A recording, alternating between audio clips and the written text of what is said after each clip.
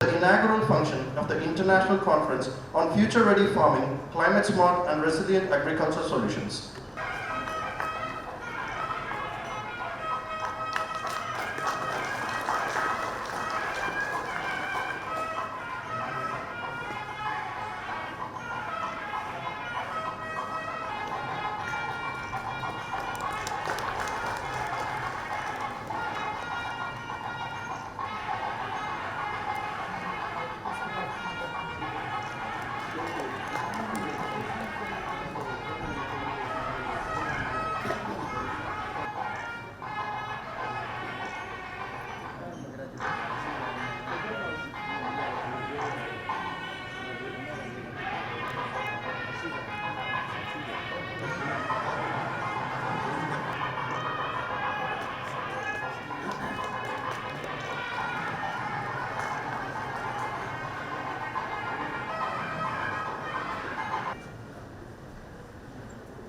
Thank you, dignitaries.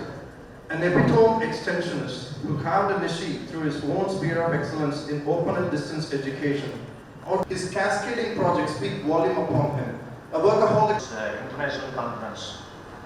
So it gives me an immense pleasure and deep sense of privilege to welcome you all to this international conference, Future Ready Farming, Climate Smart, Resilient Agriculture Solution. So it is going to be held for 3 days from 8th to 10th. So on behalf of the DST New Delhi Center of Excellency on Climate and Disaster Agriculture, Agroclimatic Research Center, Directorate of Crop Management and Directorate of Open and Distance Learning and Tamil Nadu Agriculture University, I extend my warm and respectful welcome to our Acting Vice Chancellor, Professor Dr. K. Subramanian, whose visionary leadership continues to strengthen the agricultural research, education and innovation.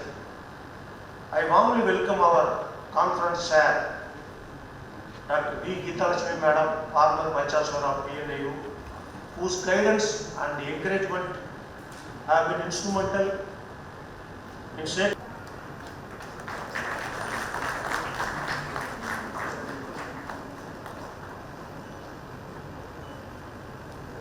Director DCM, Dr. A. Pallivelan, whose contribution towards crop modeling and drone technology is quite useful to the farming community.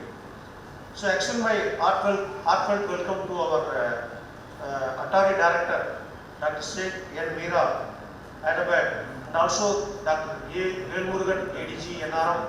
Dr. Velmurugan will be joining tomorrow for this conference.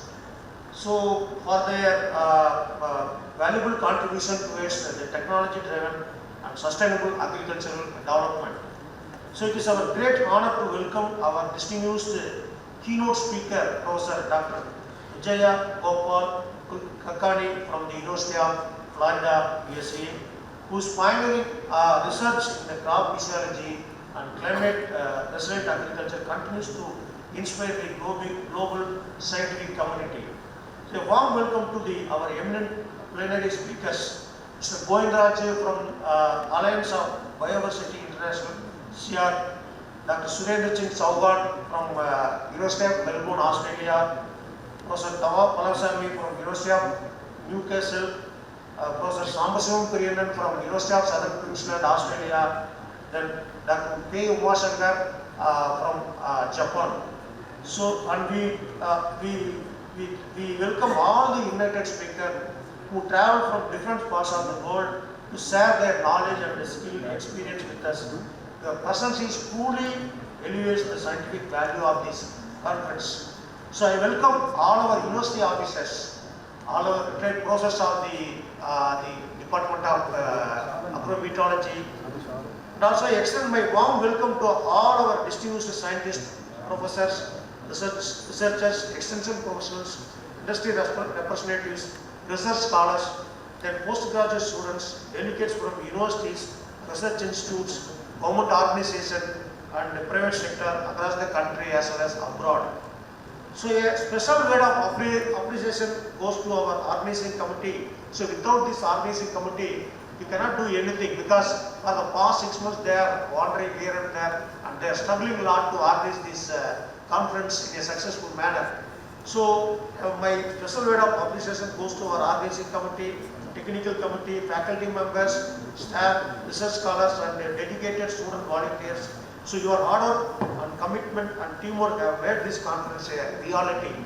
So on each and every one of you, I wish you all productive, inspiring and memorable conference 2026.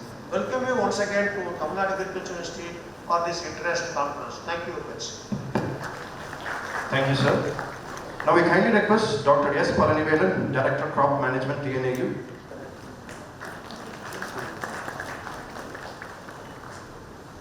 Now we kindly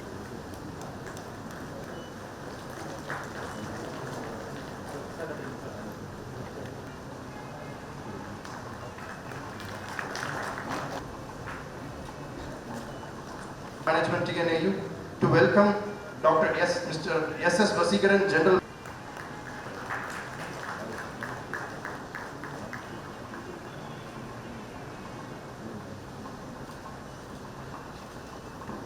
If I don't mention my dear students, I will be out of my job. So my students, and also not only from here and also students who have come from outside. So to every one of you, again my warm good morning and greetings of this morning. And agriculture today is at a turning point. Everyone, we will never be able to disagree that now we are in a turning point. The very reason is now there is a great challenge that we need to meet the food security. If we go with the traditional agriculture, we will not be able to meet the food security because the demand for food is increasing. We all know, like we have to produce 60 to 70% more in 2050. 2050 is not anywhere far away. We all will be living up to 2050, I'm sure, because our health conditions are good and we will be living and we will be seeing the growth of the population as well as the food demand. Okay, the food demand is growing because of too many reasons. The first reason is the population growth. Population growth, if you see, like in 2050, there are projections that we will be touching something around 10 billion in the global scenario. For India, now currently we are around 146 crores, but we will be touching around 167 crores during 2050. And Tamil Nadu, our state is nowhere lesser. It is everywhere the growth of population is happening. We will be around 8 crore plus population during 2050. So that means we need to produce 60 to 70% more food. But you know, in what situation? The changing climatic condition. We know what effects the climatic condition, changing climatic conditions are making. This year especially, we are seeing that it is a super El Nino year. We are now hearing so many reports. You know, Sentinel satellite has reported that there is a almost 14,500 kilometer long Kelvin wave. I think I don't have to explain to the ACRC or meteorology students what is a Kelvin wave. It is a warm wave which is undercurrent. It's a warm current which is lying below the surface waters, and now the existence is huge. It is almost 14,500 kilometer long Kelvin wave current is underlying, which is actually shifting the thermocline layer down. So which is the layer which is separating out the warm water and the cold water. So this is actually creating the super El Nino. So this kind of super El Nino, it is not coming very often.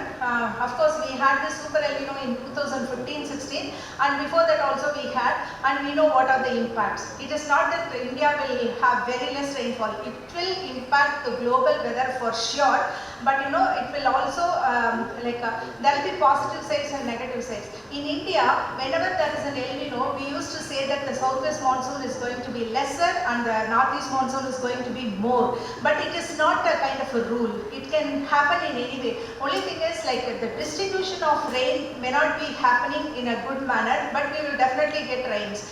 You can see, like in June month, we had very less rainfall. We had deficit rainfall in the June month, but in the July month, we are getting so much of, we are hearing so much of floods. Last week, we heard floods in Mumbai and Pune, and you know, yesterday and all, the floods are happening in Gujarat. Surat was actually flooding. So like that, there are lots and lots of, even in Kerala, there was a lot of flood, and in Wayanad, again, the landslides are happening. So many things are happening. This is all, we cannot just put the tag, it is only L, but it is also one of the cause. So there is many things are happening. Again, this climate change, there is a lot of evidence also. So increasing temperatures, every year is surpassing the previous year temperature, so that is one of the cause. Unprecedented rainfall, extreme weather events, so everything, heat wave, other things are happening. So we are very sure that the climate is changing, for which we have to cope. At the same time, we have to produce food. So another important thing, why demand is increasing us, it is because the people have started earning so much. The increase in level of income is really high. So it increases the purchasing power of the people. So that is again one of the reason why food demand is increasing. The preference of food is also changing. So people are taking lots and lots of vegetables, fruits, protein-rich fruit, meat and other things. So that is also one of the reason why it is growing. And the thing is, we are actually having lot of challenges. The first challenge is the food has to be produced in fewer kind of the natural resources are diminishing. With that condition, we have to produce food. Second thing is the land resources are shrinking, that we all accept. The land resources are definitely shrinking. The water we have lots and lots of problem. Just I am quoting an example of Tamil Nadu state. What is happening in Tamil Nadu is, in Tamil Nadu, we are not blessed with all perennial rivers. There are only few perennial rivers like the Tamrabarni, which is actually coming and within the state it's going. Otherwise, most of the rivers are coming from outside the states. So we are fighting for water with all the other neighboring states, Karnataka, Kerala, Andhra, everywhere we are actually having conflicts for water sharing. The third important concern for us is the soil. The soil, because we are not concerning about our soil. It's a living medium, but we don't even consider that as a living medium. We have dumped so much of, because of the green revolution, demand for nutrients are high.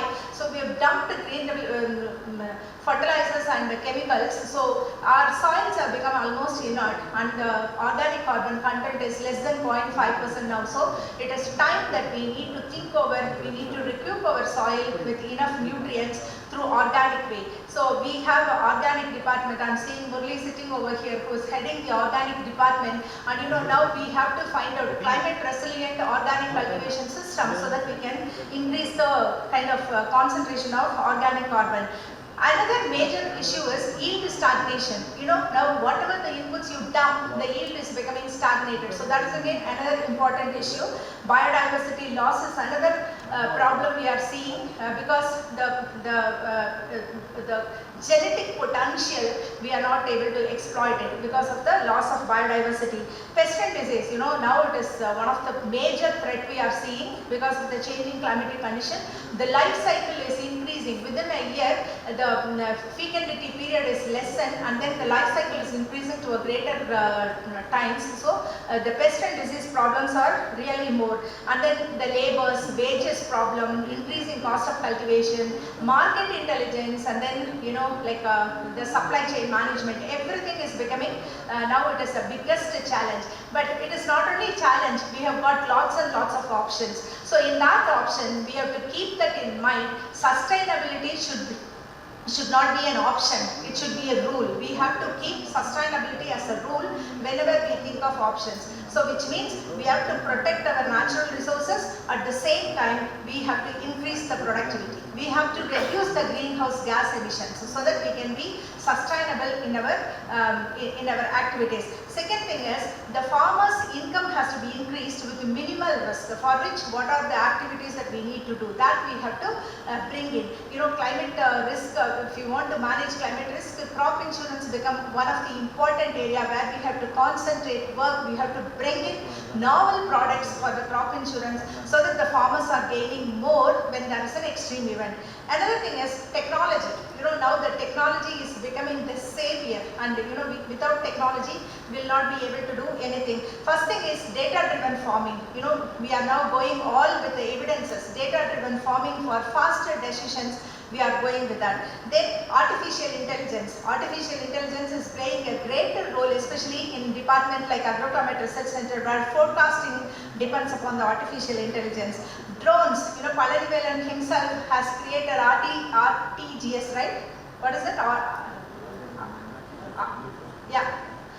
So the licensing for the drones. So we had that big program and trained lots and lots of students. So the drones not only are used for spraying chemicals, but it's also used for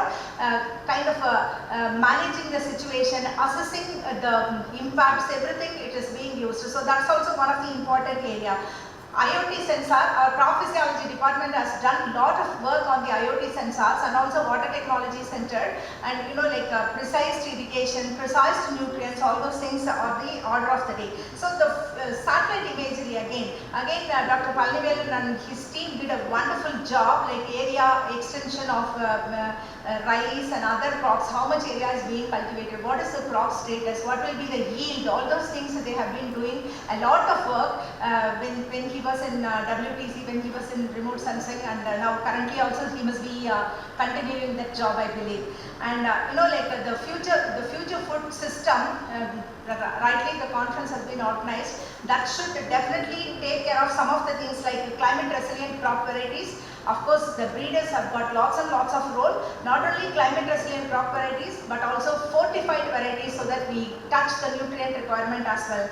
Then precision and digital agriculture, that is for precise input usage, at the same time reducing the cost of cultivation and increasing the output. Then a lot of things that can be practiced for that. Then protected cultivation, this is stock management. We need to definitely diversify, otherwise we will not be able to sustain. So into consideration, including aquaculture.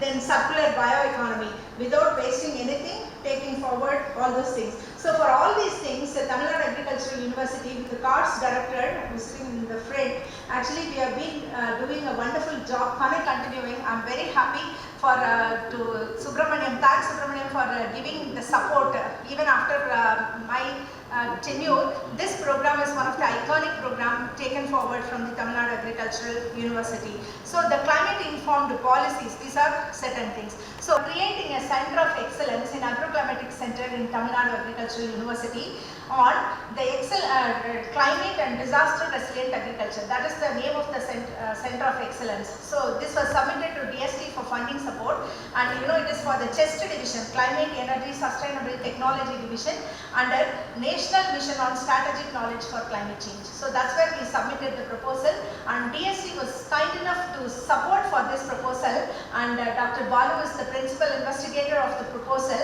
and it was wonderful that we got that support, and we are really grateful to Swati Jain and the team, Vandana, everyone who really supported. And I should definitely remember here the work of Dr. Akhilesh Gupta, who guided me in putting up the proposal in a nice manner. At the time he was actually heading the climate change division, and again Dr. Mendiratta, so she was also there. So these people have already all supported for bringing this particular program here in Tamil Nadu Agricultural University. So this center, the main objective of the center is, this center will act as a national hub for sustainable agriculture. So that is the first objective.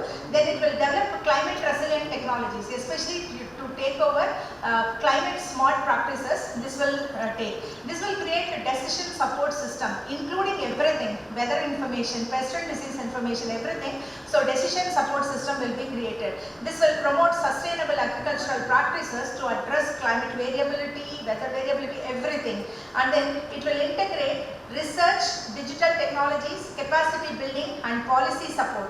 It will develop science-based solutions and also policy evidences. So that is the major objective of this particular Center of Excellences. So as a part of this Center of Excellence, we have taken Regional Climate Technology Center. We have created certain centers like Regional Climate Technology Center, Climate Resilient Villages. So through this project, as well as from the government of Tamil Nadu, we received funding support to create climate resilient villages. Dr. Deebagaran is heading that particular program. 385 blocks, each block one village is developed as a climate resilient village. So that is also happening over there. Then capacity building to the farmers, scientists, all category people, we are doing that. And climate information service, we have got a very strong forecasting team and automated agro advisory development.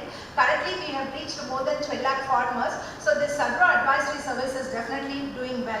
Technology validation and policy support for climate adoption. So one of the activity of this Center of Excellence is to create this kind of international conference so that we can bring the minds across the globe to here, to interact with the people, to develop strong linkage, to develop global collaboration, and to decide how to take the future agriculture forward, for which this conference was designed. And currently, with the 6 different themes, we have invited papers. So the major themes are seamless climate intelligence for risk-ready farming. This is mainly taking care of the accurate location-specific weather forecast and advisories and climate-resilient technologies to reduce the production cost. So the second theme is innovative crop improvement approaches for climate resilience. As I said, that the breeders will have a greater role, and digital and nature-based solution for water and energy smart agriculture. Water and energy is very, very important, so this will be taken care of here. Precision irrigation, water accounting, renewable energy, all those things will be taken care of in this particular thematic area. The fourth thematic area is smart nutrient and carbon management for sustainable soil health. That is the fourth important thing, where the soil health, the carbon farming, fertilizer practices, everything will be taken care of. Carbon sequestration will be one of the area. And fifth theme is forewarning the climate smart and residue-free agriculture. This is mainly for pest and disease forewarning and to create smart management so that we consume less residues. Then the sixth one is digital technologies for advisories and market information dissemination. So this will take care of the dissemination of advisories, market intelligence, everything put together. So this is one of the multidisciplinary international conference. When we just floated this, there was lots and lots of response. There were so many abstracts came in, but we zeroed down to 360 plus abstract. Anything we have to have some limits, otherwise it will not be effective. So under this 6 themes, there will be 20 oral presentations and 30 to 40 poster presentations. That's how we have designed this one. So, and let this conference be a good platform for all of us to learn and also to interact and to take the future agriculture system in a big way. Thank you so much. Thank you, ma'am. Chair, respected Dr. Subramaniam sir, Dr. Palnivelan, Director Crop Management, respected senior faculty, and at the outset, it's as Madam said, it is an alma mater to me, TNAU. 6 years of my life has gone through in this very campus, and it's a nostalgic moment to be here in an auditorium, where I had my first ever any stage performance on the activity which I participated sitting right in this place. It was a yes-no competition. As a first year student, we were forced by our seniors to participate because we were in the very first trimester. And since they didn't get a team from first year, and somebody had to represent 3 of us who were walking on the road were caught and brought here. And we were not aware of what was this competition. They explained to us what it's, how it's to be played. And myself and one of my friends, Karthik Shanmugam, who is in Boston now, and Dr. Ramesh, who is in Shogakian Research Institute, we 3 were asked to participate, and finally we won. And so it was a nostalgic moment in that this auditorium has a lot of history. Apart from the culturals, eminent personalities, eminent intellectuals have come here and have graced this occasion. So it has been a very emotional moment. The moment we came here, I was telling my colleague about our experiences in Ada Auditorium. We were here by 8:30, so we had a lot of time to discuss. And that is on the personal front. And I wish to congratulate Tamil Nadu Agricultural University for taking up this very important topic of future-ready farming. Now the shift from climate smart agriculture to future-ready farming is a very niche area where I think things are not under our control, but we have to keep fighting to survive. It is like swimming against a flood. So, and all this so far has been successfully moving on thanks to the great work of the agricultural scientists, be it in Tamil Nadu or across the globe, who have been working, toiling hard to meet the changes that are happening around us in the environment. It is like fighting in the dark. We are fighting against something in the dark room, not knowing when something will hit at us, and we have done a commendable job. That's what I think we have succeeded to survive the onslaught that is happening on the environment. And NABARD also has been working a lot in the climate front, starting from NRM to climate change and being a national implementing entity for GCF as well as UNCFF and all. We have been doing a lot of work. And our association with, at least to my memory, our association with Nitya Lakshmi ma'am has been for almost 20 years, because we used to look upon her for her guidance and support in taking the climate change projects forward, both at head office level as well as in regional office Chennai.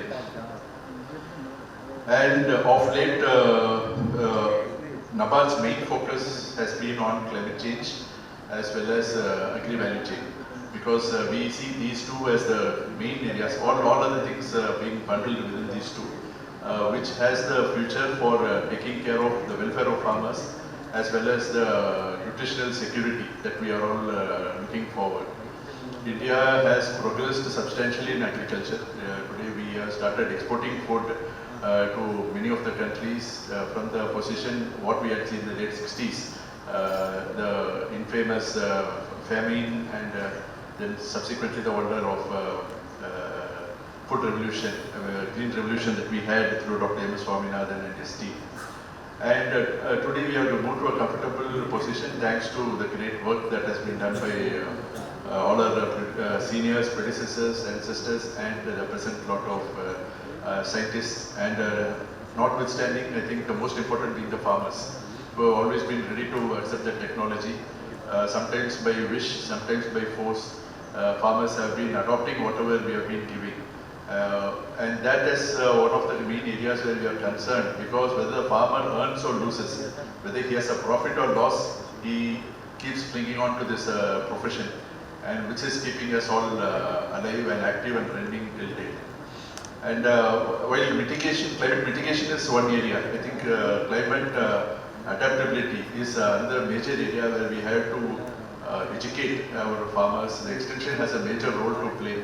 Still, there are a large number of farmers who are still following the same old practices, not changing to the environment, the changes in the climate or the environment that is happening around them, which is to be addressed. And this year, all of us know that water in Metro Dam is yet to be opened, and we don't know what will be the status for the Delta farmers as such.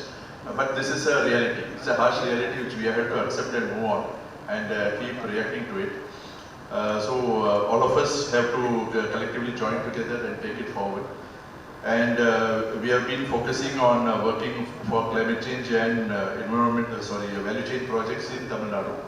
All these projects we are working directly or indirectly in association with TNAU and its affiliate organizations, KVKs, who have all been very supportive, and the expertise has been paving way for greater implementation of projects. And from NABARD, though as a sponsor, which we are through many of the programs, we have been a sponsor. But in this program, we are particularly keen on the conference coming out with, as Madam has said, practical and implementable action plan and tools for the farmers as well as for the research community, which can take us and the global population to the next level, so that in 2050, as Madam has mentioned, we don't have much of a challenges, and we are confident we will get through. We can meet the requirements. We have done it in the past and we will do it in the future. But we look for specific recommendations from this conference. Thank you.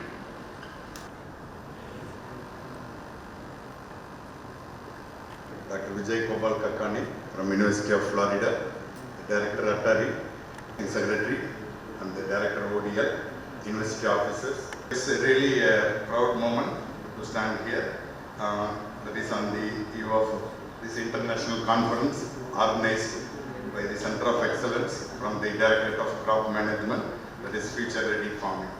So, first of all, I thank our respected Vice Chancellor for permitting us to organize it and supporting in all the ways to have this conference a grand success.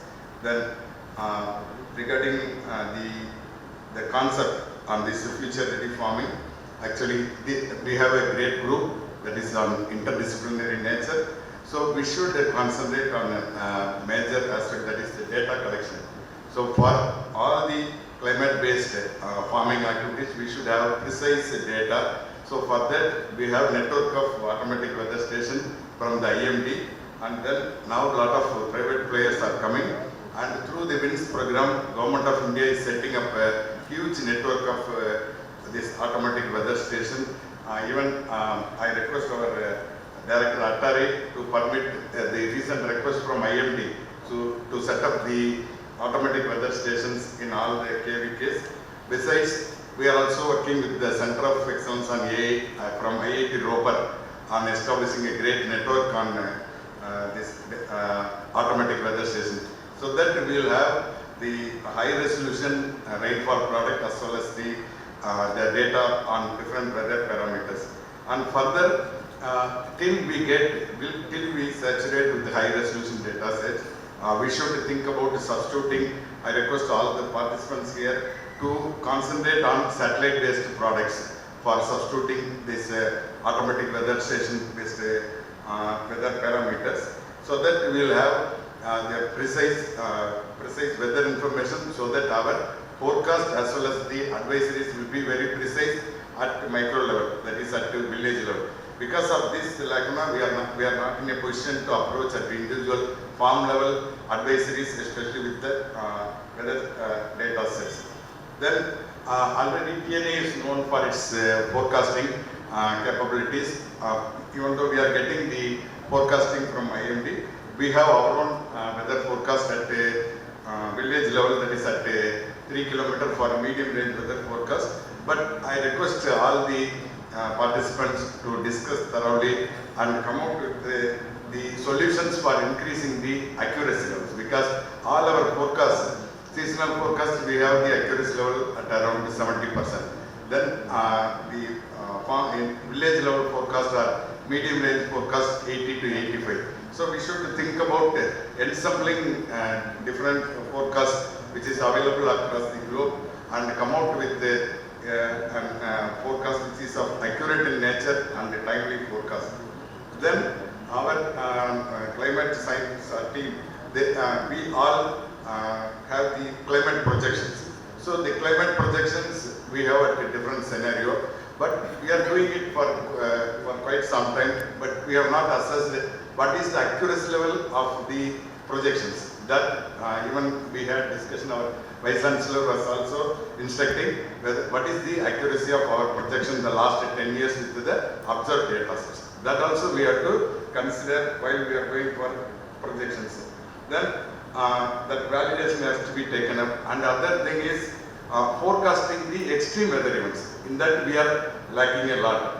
Even though we are having general medium range or seasonal forecast, we should build the capacity as well as network in coming out with the forecast of extreme weather events. That will be very much helpful, because these extreme weather events cause a lot of damage, especially for the agriculture. Then we have done a lot of work on crop simulations, which will be very much helpful. So we have already formed a team with Akasa. So integrating different models. Madam is a pioneer in as part of the ACMIC program, where we have intercompared all the available models. So to manage this climate change, that is the major topic discussed here, we should come out with the climate resilient technologies. So already we have developed the technologies, but it should be prescribed in a proper manner wherever it is needed. So in that angle, TNAU has developed a compendium of climate resilient technologies and shared it with the government of Tamil Nadu. And we are also the first of its kind. Tamil Nadu state is implementing the climate resilient villages. That is through the state government funded project as well as through the Center of Excellence. So in that angle, when we are going for this advocating climate resilient technologies, we should have proper vulnerability assessment at the individual village level. Then only we can recommend the proper climate resilient technologies which have been already developed by breeders, agronomists, physiologists, everything. Then to manage this thing, we should have network collaboration among us as well as other institutions. For example, our Professor Dr. Kakani is here. University of Florida is known for AA. They are called as AA University of US. So they have supercomputer. So building network will help us in building the high-end analytical tools. In that way, already, Madam, I should thank our former Vice Chancellor in getting this Center of Excellence for this directorate. Really, it is an iconic project. And then we are also working with the ARCASA team and the Adaptar project for developing the climate adaptation packages. Now, from climate smart we have moved on to climate adaptation. So climate adaptations we have developed. Then the reduction in emissions, that is greenhouse gas emissions.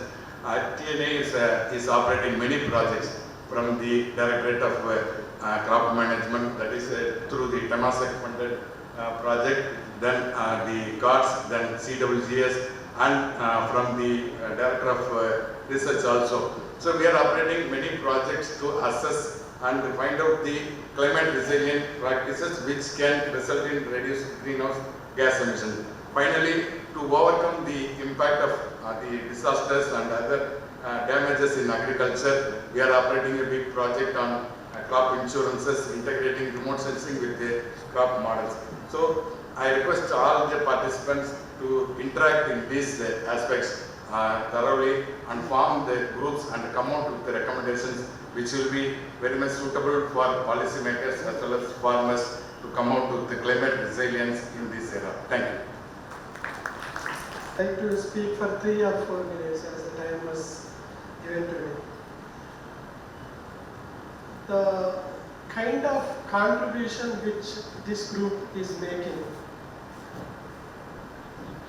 is understated, I think.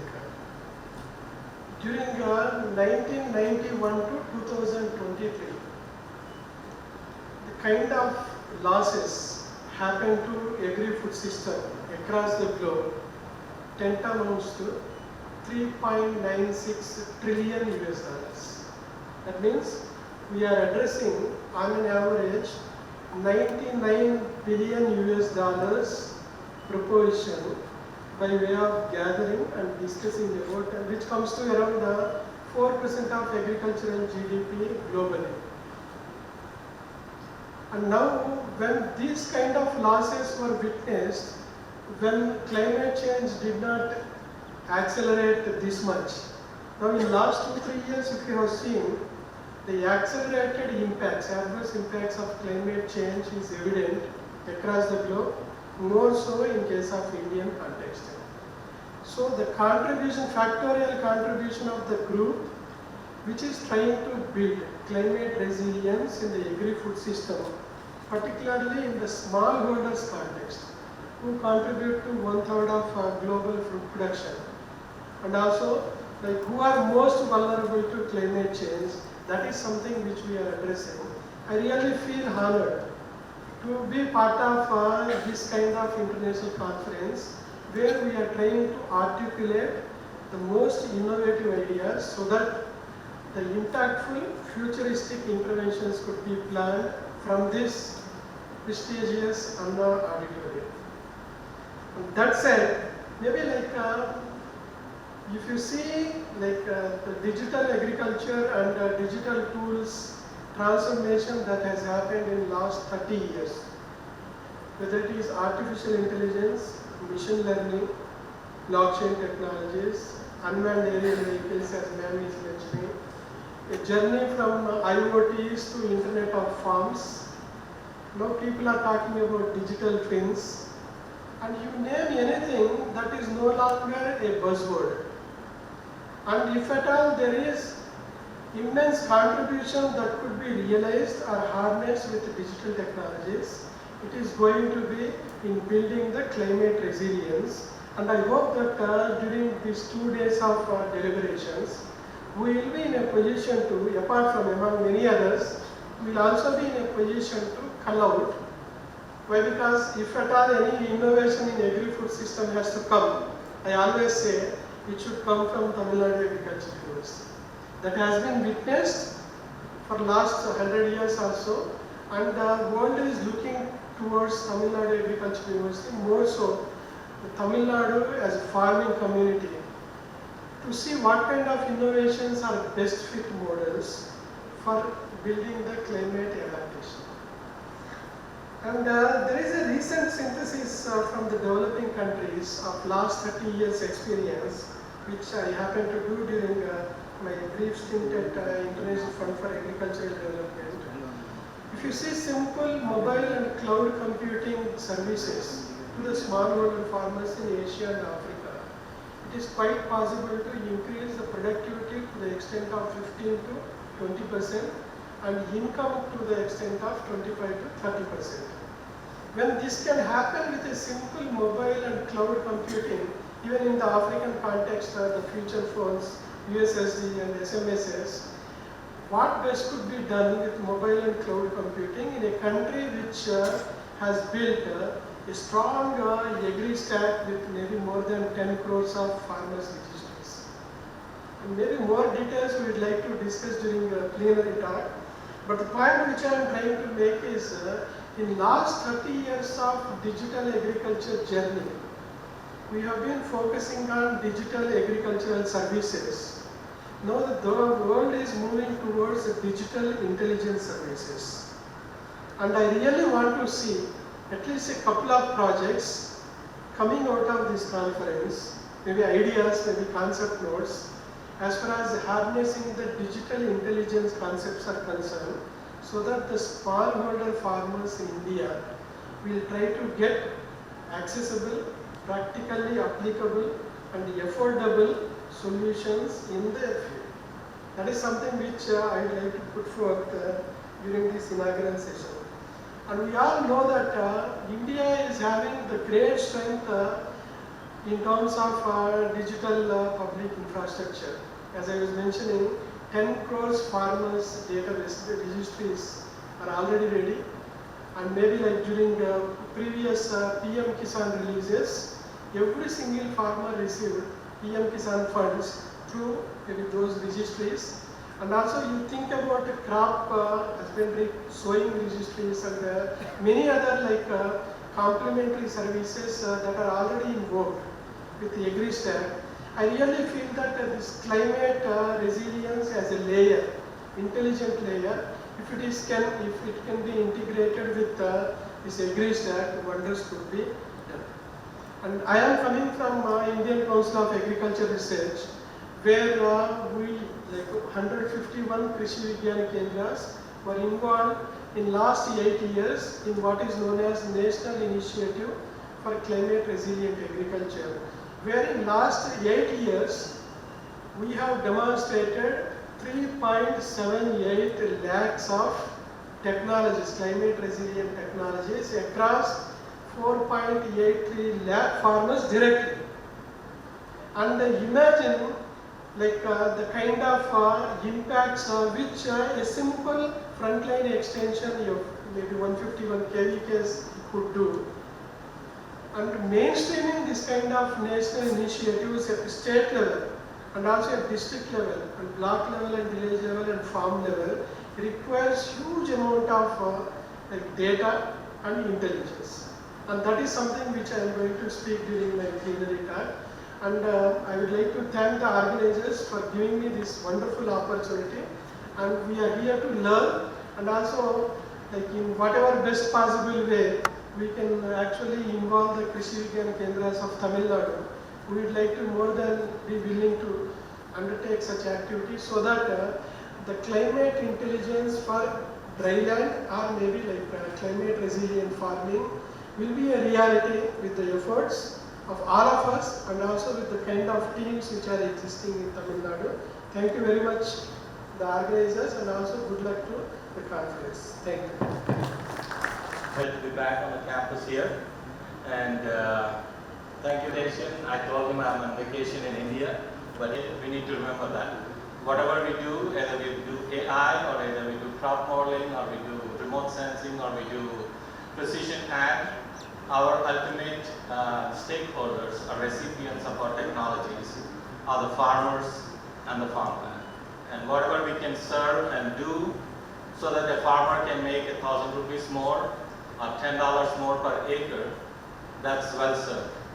So we need to be sure that all of the technologies that we are building on, all the services that we are providing on, whatever we do on a regular basis should finally result in the profitability of the farmer. So saying that, I think in terms of my keynote here, I would like to see a couple of things. So one of this is related to as I trekked my journey, I started from Bapadla in Andhra Pradesh Agriculture University, then did my master's in rice, then went on to ICRSAT to work in peanut production, looking at drought tolerance in peanuts. Then moved on to my PhD at University of Reading, looking at drought and heat tolerance interactions in peanuts. And then went to Mississippi State University as a postdoc, where we worked on multiple abiotic stresses: drought, heat, UVB radiation, CO2, interaction and nutrients, interaction of these multiple stresses. So, and these are not new, they're ongoing and they're evolving. Their intensity is changing in terms of how we manage our production systems and how we interact with the environment.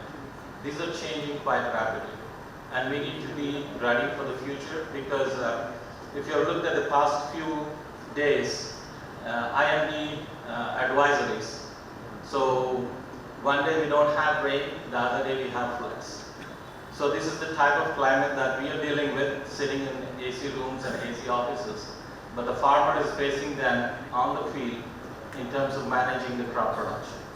So how do we provide this information to the farmer in a timely fashion so that he can be ready for tomorrow or a week from today or a month from today?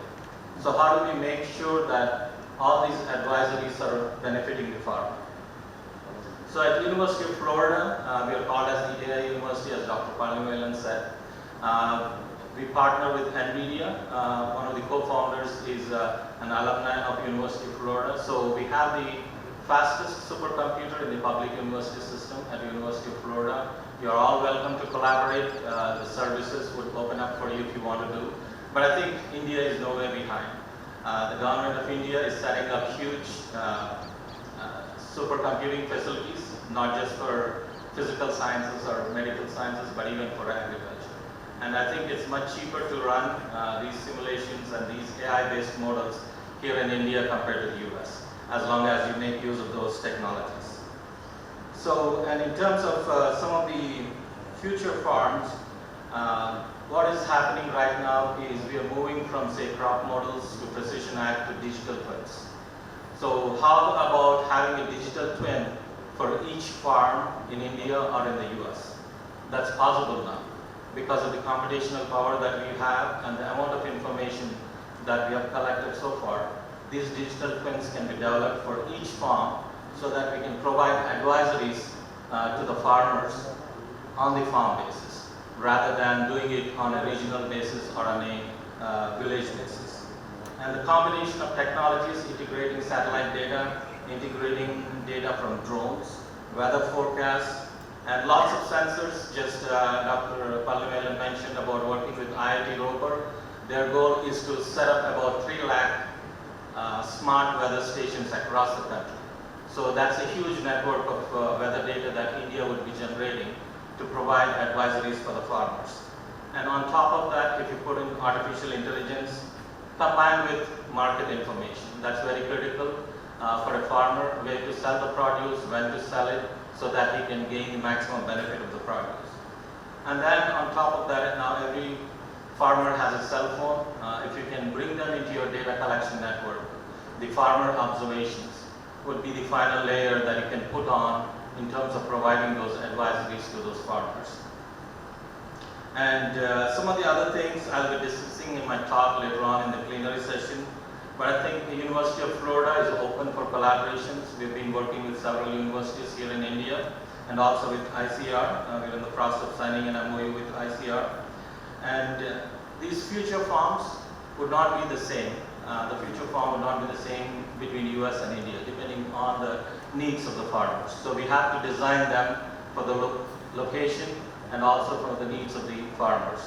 So India smallholder farmers using AI advisories through cell phones, probably bringing in digital twins and climate smart villages, and also FPOs is a major thing in India. But whereas in the United States, it will be large scale farming systems, right? So we put all these technologies onto 60-foot, 70-foot tractors and operate the farms there. And robotics is growing in importance because of shortage of labor, and also again digital supply chains. So the designing of these future farms or future ready farms would vary from location to location, even within India from state to state. And I think finally, before as part of this keynote, I would say that the future farm should not be about replacing the farmer. Okay, we don't want to replace the farmer. If you're thinking future farm, something it's robotics, robots would move on the fields and we would not need people on the farms, I would disagree with that. So we still need farmers that can use their human intelligence to manage the crops, right? And they're also not going to, the future farm should not replace the agronomists or the crop physiologists or the plant breeder. And also it should not replace extension, because that human interaction is very much needed for us to convey the message, to make sure that some of the technologies are implemented. So the path forward is observe, predict, decide, act, and learn. Okay, so it should be a continuous cycle. So we should move from what we call as a data-driven agriculture to an intelligence-driven agriculture. So I think the future farm, I think would be better in the hands of the next generation of students and scientists sitting in this room. So think about that, how you're going to benefit the farmer and the farmland with whatever decision that you make. Thank you.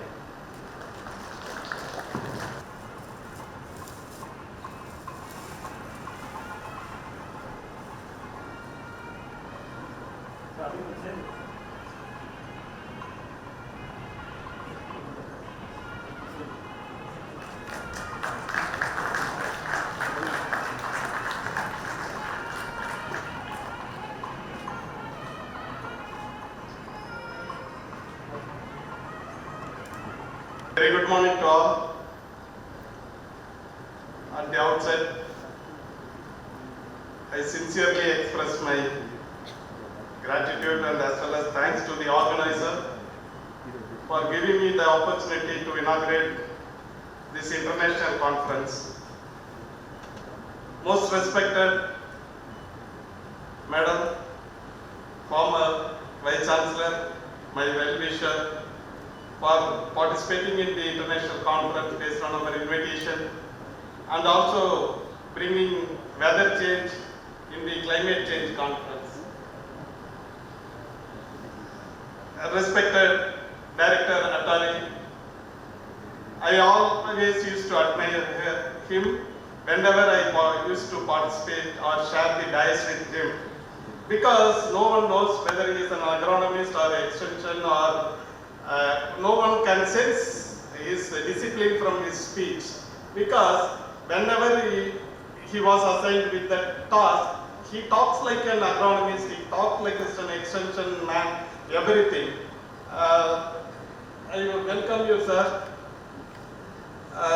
Most respected S.S. Vasigaran, General Manager, NABARD, Chennai, Dr. S. Palanivelan, Director, Crop Management, Dr. P. Balasubramanian, Organizing Secretary, and Dr. Vijay Gopal Kakkani, who traveled a lot to present in the conference to deliver the keynote address. Thank you very much, sir. And my mentor, Dr. T. N. Balasubramanian, sir. And very good morning to everyone once again. It's a very difficult and uphill task to deliver the inaugural address at the end of the program, when the preceding or previous speaker is Madam Dr. Geeta Lakshmi, because she made an comprehensive and insightful presentation about the conference, and nothing was left untouchable. So we are trying here to speak in a different perspective, because starting from plough to plate, because from soil to FPO, Madam has covered everything and given a comprehensive speech. Of course, with 2 points I want to emphasize in the conference, because everyone is talking about the climate change as a new phenomena. It's not a new phenomenon. When we started the shifting cultivation, the climate change started there itself. It's not a new phenomena. It was unnoticed so far, and we are closely monitoring, and we are working for the solution to change the climate change. And as everyone knows, you cannot undo the changes. Then what is the option left with us? Then we have to work for the solution to meet the climate change, as well as to increase the food production. And we are talking about the artificial intelligence now. Because of our natural stupidity, we destroyed all our natural resources, and we are working for different solutions, and now we rely upon the artificial intelligence. That is the case now. So what we should do at this stage, this conference we have different themes: climate intelligence and forewarning for risk-ready farming, crop improvement approaches for climate resilience, water, nutrient and carbon-smart agriculture and climate change mitigation and adaptation, and policy and digitalization for climate resilient agriculture. Everything is fine. What is the need of the hour? Because the word climate intelligence, I differ from the terminology. Climate, the nature is always intelligent. We have to be intelligent. We have to work with a different perspective to address the climate changes. Because nowadays, due to the social media and other options, even the farmers at the village level is talking about the climate change. In the recently concluded pre-budget meeting at Tanjavur, one farmer started to talk about the climate change, especially about the super El Nino. When he started the speech, he said, no one knows about the super El Nino in this hall, that's why I am talking about the super El Nino. So the entire forum, including everyone, stood and said, everyone is aware about the super El Nino, you need not teach about that. That means what does it indicate?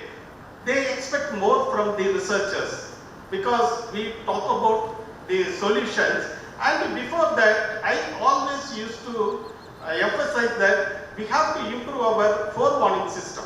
That is very important.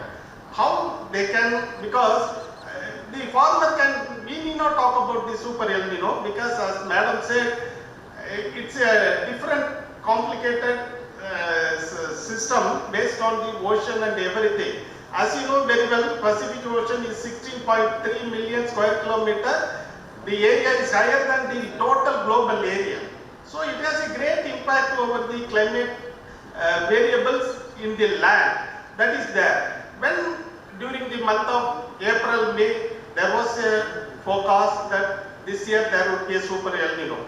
The increase in the sea surface temperature in the Peruvian coast crossed 1, and it may reach 2, and even it exceed 3. This kind of forecast was there. Of course, this has a direct impact over your southeast trade wind until it reaches equator.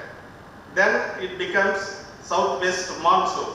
But apart from that, as far as the Indian subcontinent concerned, there are so many factors. That is your Indian Ocean temperature, sea surface temperature. If it is warmer, it has a different impact. And Indian Ocean dipole and the MGO, and so many factors are there. In spite of that, we can say that the effect of the super El Nino, there will be a drought during the southwest monsoon, and Then we can get excess rainfall and even we can get flood during the northeast monsoon. This kind of forecast. And when this is the situation, we cannot say or predict what would be the impact of your Indian Ocean dipole or MGO, or what about the sea surface temperature in both Arabian Sea and as well as Bay of Bengal. Because normally during the period of southwest monsoon, the Indian Ocean will not be that much, the sea surface temperature in the Arabian Sea will be more than Bay of Bengal. So it has also a great impact during influencing the southwest monsoon. But we have no answers for all those things. Once the southwest monsoon intensified, we are citing so many reasons. This would be the reason. This will be the reason for the intensified southwest monsoon. So for that we have to work closely on those areas, because like your horoscope prediction, there are a lot of people coming with weather prediction every day. Weather prediction every day. If the weather prediction becomes true, they become the master of the climate. You become a climatologist and everyone is going behind them. What he said, it would be true. He said on the day that we will get rainfall during April first week or something like that. So he is a great climatologist like that. So we have to work on that also, because I discussed personally and also in the forum with the Director of Crop Management, we have to move towards the weather forecasting, because at present the forecast accuracy is about 60 to 70%. With accuracy of 60 to 70%, we cannot give any solution for the climate change. For that, because no other go, we have to rely upon the artificial intelligence. So with the either artificial intelligence or machine learning, whatever the input it may be, we have to come out, or we have to improve the weather forecast accuracy at least to 80 to 85%.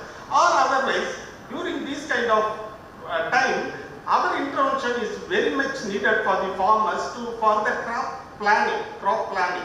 Because in the Indian monsoon is very distinct: southwest, northeast, summer and winter.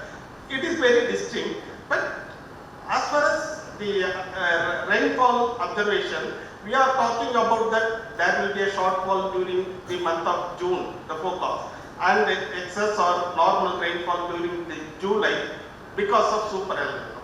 No, when you take the data for the past 10 years, the rainfall during the month of June is either normal or shortfall in majority of the district in India.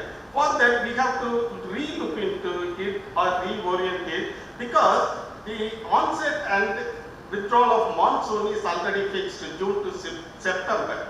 Whether we have to re-look into it, whether the onset now it's delayed or the onset pattern has been changed or not. Because normally the northeast monsoon withdrawal time is during the first week of December. It is not so in the recent years. Even in the month of February, we are getting rainfall. If it is so, we as an agronomist, we have a great role to play, because we have to reorient the season based upon the onset of monsoon and other things. If it is so, if the second crop of the paddy is already, we have to reorient the season. Instead of October, we have to go for November, because you will get rainfall during the month of February. Like that, our intervention is much needed. We have to focus much on weather forecasting and as well as crop planning based upon the onset of monsoon and withdrawal of monsoon, because it is not so. June to September we have to re-look into it, and October to December is also we have to reconsider, and we have to work on much on it. And because the farmers already they are aware of super El Nino and whatever the thing. Because on the other day also I said we could be able to reach only 6 lakh farmers out of the 80 lakh farmers in Tamil Nadu. and it is not even 10%, it is less than 10%. So the weather forecast, it should reach at least by 25 lakhs farmers during this year. This was the decision we took to improve the forewarning system, because everything is weather based.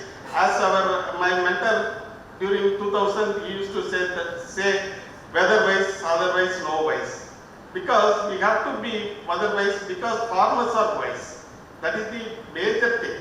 Since farmers are wise, we have to be very agile and vigilant in planning the weather forecasting, and also giving information, weather-based information.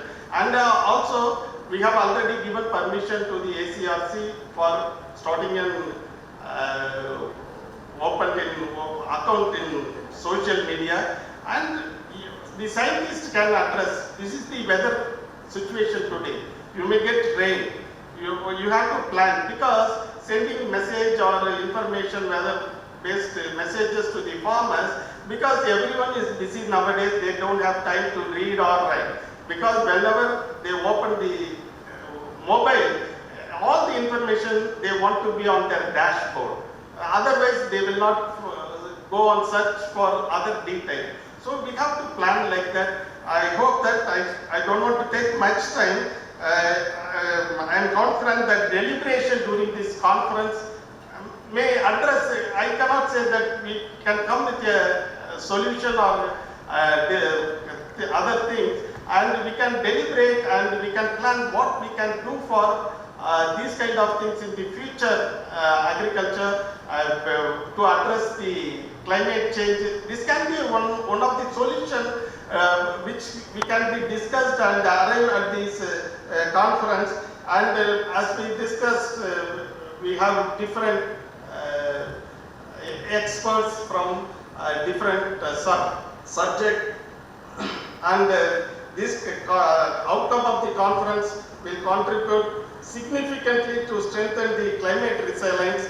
Of course, we have started this word climate resilience 20 years before itself. We are working on releasing climate resilience varieties, and not only that, because of the extreme weather events, we are facing the problem of incidence of new pest and disease as well. We have to look into that aspect also. And not the last, the policy document, because it is very important. I used to tell on the other day that it is very important. This policy document is very important for all our research invention, and we have to self-audit our research finding. What is the extension of adoption by the farmer? What is the problem faced by all those climate resilient technologies, and what are all their real need? With this, before I conclude, I sincerely congratulate the Director ODL, Director Crop Management, and as well as the brain behind the Center of Excellence on climate and disaster resilient agriculture, our respectful madam. Thank you very much for the opportunity. Thank you, one and all. Thank you, Subramanian, Acting Vice Chancellor, TNAU, as a token of honor. Thank you, sir.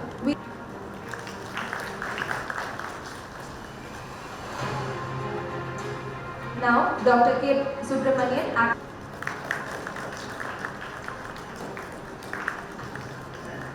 Dr. K. Subramanian, Acting Vice Chancellor, TNAU.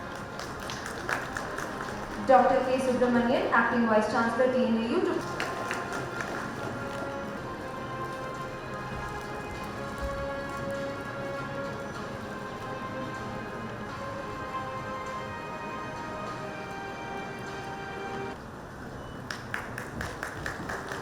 Dr. K. Subramanian, Acting Vice Chancellor, TNAU, to present a memento to Dr. Surendra Singh Chauhan, Associate.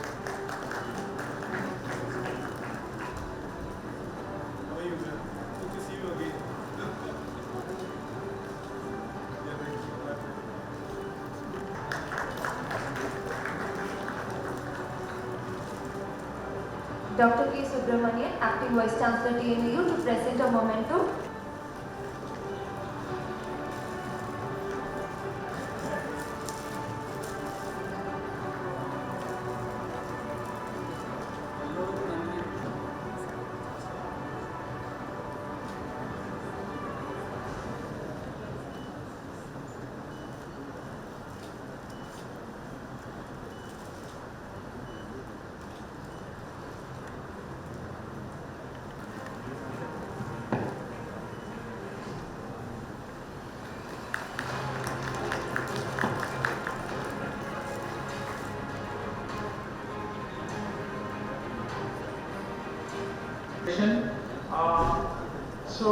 First, I express my sincere and deepest gratitude to our Honorable Vice Chancellor for permitting the conference and inaugurating with inspiring inaugural address, which has set the tone for further deliberations. And we are profoundly thankful to our former Vice Chancellor and conference chair of this conference for sharing the rich experience and explaining the role of CDRA and the scheme and the theming the conference. Our keynote speaker, Dr. Vijay Gopal Kakani sir, Professor, University of Florida, for their wonderful keynote address. Dr. N. Sheikh and Meera, Director Atari sir, for their valuable presence and encouragement for strengthening the vital link between the extension, research and farmers empowerment. And our special thanks to our Vasingran, Senior General Manager, NABARD, Chennai, highlighting the role of institution in climate resilient practices. And we are also acknowledging the Department of Science and Technology for the sponsoring the conference as well as sponsoring the scheme on Center of Excellence on CDRA. And our sincere appreciation and gratitude to our both the directors, our Director of Crop Management, Director ODL for the further guidance and mentoring the activities of this conference. And we are also thankful to plenary speakers, session chairs, invited experts from India and abroad, whose insights will be very useful for the further deliberation and conference directions. And our sincere thanks goes to all delegates, researchers, academicians, industry professionals, students for enthusiastic participation. Your presence reflects the importance of collaborative research and knowledge sharing. And we are also acknowledge our sponsors like IZR, ANRF, NABARD, MASU, Aeroscience Engineering, Mobitech, Handything for the general contribution for the conduct of the conference. We are also thank our ODL, Director of Crop Management, Department of Crop Physiology for the financial and organization role. I place my sincere appreciation to the members of the organizing committee, including the Directorate of Crop Management for all the department, scientific committees, faculties, administrative staffs, and other technical and voluntary student coordinators whose dedication and tireless efforts have ensured the smooth conduct of this event. Finally, I thank each one for valuable presence, encouragement, and active participation. We sincerely hope this ICFRF 26 will be serve as vibrant platform for further discussion, meaningful collaboration, and innovative ideas that contribute for the scientific advancement and societal development. Once again, I thank one and all for the presence, for the encouragement. With this, I wish the conference will be success and will be having the impactful deliberation. Thank you, Honorable. Thank you, sir.